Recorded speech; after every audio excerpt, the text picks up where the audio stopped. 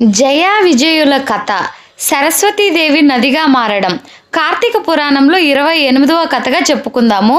విష్ణుమూర్తి పట్ల అసమానమైన భక్తి శ్రద్ధలు కలిగిన వారు మాత్రమే విష్ణులోకానికి చేరుకుంటారని ధర్మదత్తుడితో విష్ణుదూతలు చెబుతారు.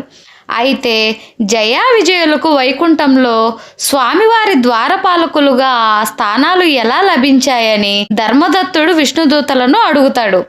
అప్పుడు వారు ఇలా చెప్పడం మొదలు పెడతారు. తృణబిందుడి కుమార్తె అయిన దేవహుతికి కర్దమ ప్రజాపతి కారణంగా 2 మగ శిశువులు కలుగుతారు. వారే జయా విజయులు. జయా విజయులిద్దరూ కూడా చిన్నప్పటి నుంచి అత్యంత భక్తి శ్రద్ధలను కలిగి ఉంటారు. శ్రీమన్నారాయణుడి సేవ పట్ల వారు ప్రాణం పెడుతూ ఉంటారు. వయసుతో పాటు వారిలో భక్తి కూడా పెరుగుతూ వస్తుంది. అనేక యజ్ఞ యాగాలను నిర్వహించి వారు స్వామి సాక్షాత్కారాన్ని పొందుతారు. అంతటి భక్తులు నియమ నిష్ఠాపరులైన వారితో యజ్ఞయాగాలు చేయించడానికి ఎంతో మంది ఆసక్తిని చూపుతూ ఉంటారు. అలాంటి ఆ ఇద్దరితో మరత్తు అనే రాజు ఓ యజ్ఞం చేయిస్తాడు. ఇద్దరూ కూడా ఎంతో గొప్పగా ఆ యజ్ఞాన్ని నిర్వహిస్తారు.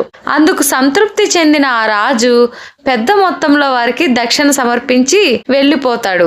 అయితే ఆ దక్షిణ విషయంలో అన్నదమ్ములకు గొడవ జరుగుతుంది. ఆగ్రహించిన జయుడు ముసలి వైపోమని విజయుడిని శపిస్తాడు. ఆయన కూడా కోపించి ఏనుగులా మారిపోమ్మని జయుడిని శపిస్తాడు. ఇద్దరు ఆ శాపాలను అనుభవించవలసిందే అని విష్ణుమూర్తి సెలవిస్తాడు.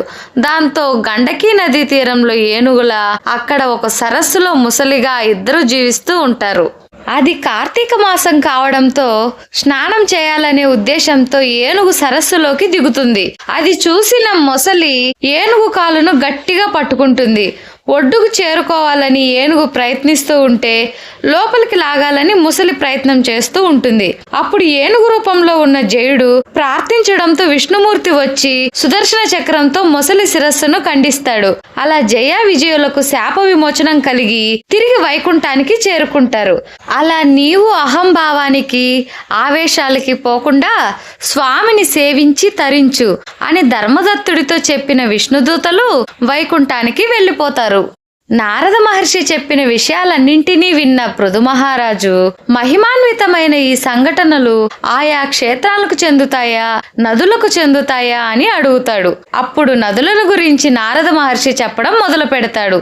చాక్షుష మన్వంతరంలో బ్రహ్మకు మహర్షులు యజ్ఞ దీక్షని ఇస్తూ ఉంటారు.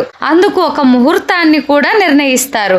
ముహూర్త సమయం అవుతున్నా సరస్వతీదేవి రాకపోవడంతో ఏమిటి చేయడం అని భృగు మహర్షి విష్ణుమూర్తిని అడుగుతాడు.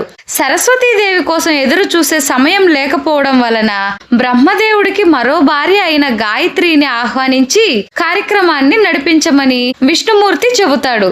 భృగు మహర్షి అలాగే చేస్తాడు. అదే సమయంలో సరస్వతీదేవి అక్కడికి చేరుకుంటుంది. తన స్థానంలో గాయత్రిని ఉంచి కార్యక్రమాన్ని నడిపించడం పట్ల ఆమె ఆగ్రహ ఆవేశాలను వ్యక్తం చేస్తుంది. ఒక రకంగా తనని అవమానపరచడమేనంటూ అసహనాన్ని ప్రదర్శిస్తుంది. వాళ్ళంతా కూడా నదీ రూపాలను పొందాలంటూ శపిస్తుంది. సరస్వతీదేవి ధోరణి పట్ల గాయత్రి కూడా అసహనాన్ని వ్యక్తం చేస్తుంది. తాను కూడా బ్రహ్మకి భార్యనే అనే విషయాన్ని మరిచిపోవద్దని అంటుంది.